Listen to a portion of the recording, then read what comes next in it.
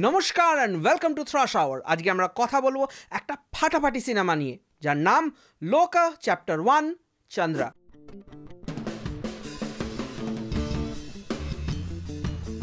Honestly লোকা দেখে আমার ফাটাফাটি লেগেছে। আমার চোখে বিশেষ নেগেটিভস বা বিশেষ এরকম জায়গা যে স্ফিয়ারে এই ফিল্মটা বেটার হতো এরকম কিছু ধরা পড়েনি অ্যাজ সাচ, আর যেগুলো আছে সেগুলো খুবই মাইনর। তো চলুন, অনেকদিন পর একটা ফিল্ম পাওয়া গেছে যেটাকে হোল হার্টেডলি প্রেজ করা যাবে। এই ছবিটা নিয়ে ডিসকাস করার আগে আমি থ্যাংক ইউ জানাতে চাই সেই সব সাবস্ক্রাইবারদের যারা বারংবার লোকাকে সাজেস্ট করেছেন, এবং আমি হোল হার্টেডলি তাদেরকে সরিও বলতে চাই, because due to some personal reasons এটার থিয়েট্রিক্যাল রিলিজ আমি মিস করে গেছিলাম, এবং অনেস্টলি এটাকে থিয়েটারে দেখলে মজা তো আসতোই। লোকা ফোকলোর, মিথোলজি এবং অরিজিন স্টোরিকে একটা মডার্ন ডে টেলের সাথে অসাধারণভাবে ব্লেন্ড করে। ছবিতে একটা পোস্ট অ্যাপোক্যালিপটিক ভাইব আছে এবং এর কালার প্যালেট অনেক সময় আপনাকে একটা ব্লেডের মতো ফিল দেবে, but that's not a bad thing. 30 কোটি টাকায় বানানো এই ফিল্মটা এর প্রোডাকশন ভ্যালু এবং প্রোডাকশন কোয়ালিটি দিয়ে আপনাকে প্রতি পদে ইমপ্রেস করবে। ছবিতে সিজিআই কে খুব ক্লাসি ভাবে ব্লেন্ড করা হয়েছে এবং অ্যানিমেশনের দ্বারা কিছু পোর্শনসকে দেখানো হয়েছে যেটা সিমলেসলি ব্লেন্ড হয়েছে। কল্যাণী প্রিয়দর্শন as Chandra was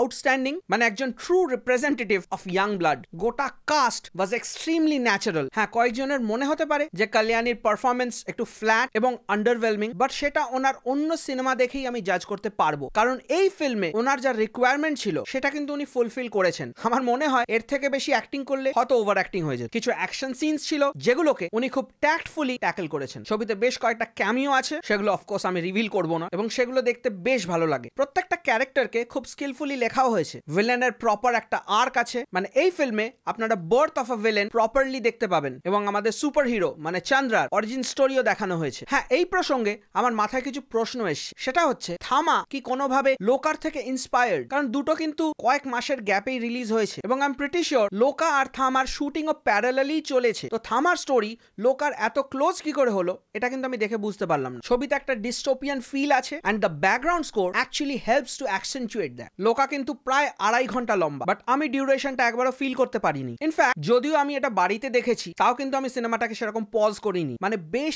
engaging and gripping. হ্যাঁ, কিছু জায়গা একটু প্রেডিক্টেবল, আমরা বুঝে যাই আগে থেকে কি হতে চলেছে, but smartly the director doesn't rely on the stupidity of the characters to move the plot forward. মানে ক্যারেক্টারগুলো কিন্তু বেশ ইন্টেলিজেন্টলি রিটেন, এবং তাদের মধ্যে যদি একটু স্টুপিডিটি থাকেও ওটা খুব ন্যাচারাল ফিল হয়, মানে যেরকম কয়েকজন ইয়াং অ্যাডাল্ট বিহেভ করবে। হ্যাঁ, মাঝে মাঝে পেসিংটা একটু এরাটিক লাগবে যখন স্টোরি ব্যাক অ্যান্ড ফোর্থ যাবে, বাট আমার মনে হচ্ছে ওটা একটা স্মল ট্রেড অফ। ওটার জন্য অ্যাকচুয়ালি কোনো প্রবলেম হয়নি। ছবিতে কোনো আননেসেসারি সাবপ্লট নেই, এবং থ্যাঙ্কফুলি কোনো নাচ গান নেই, এবং টাইটেল দেখে আমরা বুঝতেই পারছি যে লোকা চ্যাপ্টার 1 চন্দ্রা এটা কিন্তু একটা স্ট্যান্ড অ্যালোন ফিল্ম নয়। আমি অনেকটা দ্য ইটারনালস এর ভাইব পাচ্ছিলাম, যেখানে each chapter is going to establish a new superhero, এবং স্লোলি ওয়ার্ল্ড বিল্ডিং করে হয়তো ফাইনালি আমরা একটা ইউনিভার্সকে দেখতে পাবো। হ্যাঁ, টাইটেলটা নিয়ে আমি একটু কনফিউজ ছিলাম। আমি ভেবেছিলাম লোকা বোধহয় কারোর নাম, তারপর বুঝলাম না, এটা লোক, মানে যেরকম ইহলোক, পরলোক, মানে রিয়েল। ইউজুয়ালি ফিল্মে এডিটিং নিয়ে আলাদা করে কিছু বলার থাকে না, যদি না কোনো প্রবলেম থাকে, বাট এই ফিল্মে কয়েকটা এক্সেপশনাল ম্যাচ কাট আছে। মানে ধরুন টেবিলে পাউডার পড়লো, আর সেই পাউডার থেকে ট্রানজিশন হয়ে গেল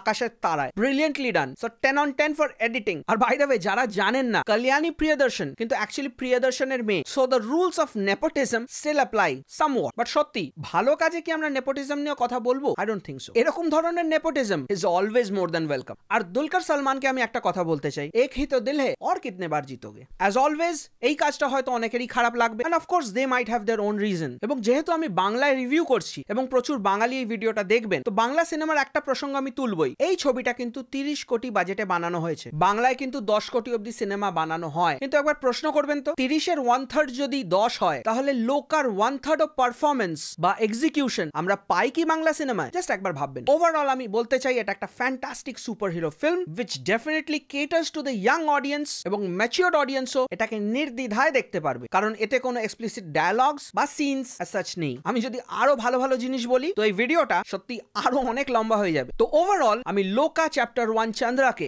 7 দেব আউট অফ 10। আমার কাজটা খুবই ভালো লেগেছে, এবং এটা বলতেই হয় যে Indian films have come a long way. তো এই ছিল আমার views and opinions on Lokah chapter 1 Chandra. আপনাদের যদি এই ভিডিওটা ভালো লেগে থাকে তাহলে একটা লাইক, শেয়ার আর সাবস্ক্রাইব করে দেবেন। কোনো মতামত, সাজেশন বা ওপিনিয়ন থাকলে কমেন্ট সেকশনে নিশ্চয়ই জানাবেন। You can always connect with me on my Instagram account. আপনারা দেখছেন থ্রাশ আওয়ার, আমি আপনাদের হোস্ট টম থ্রাশ, এবং দেখা হচ্ছে পরের ভিডিওতে।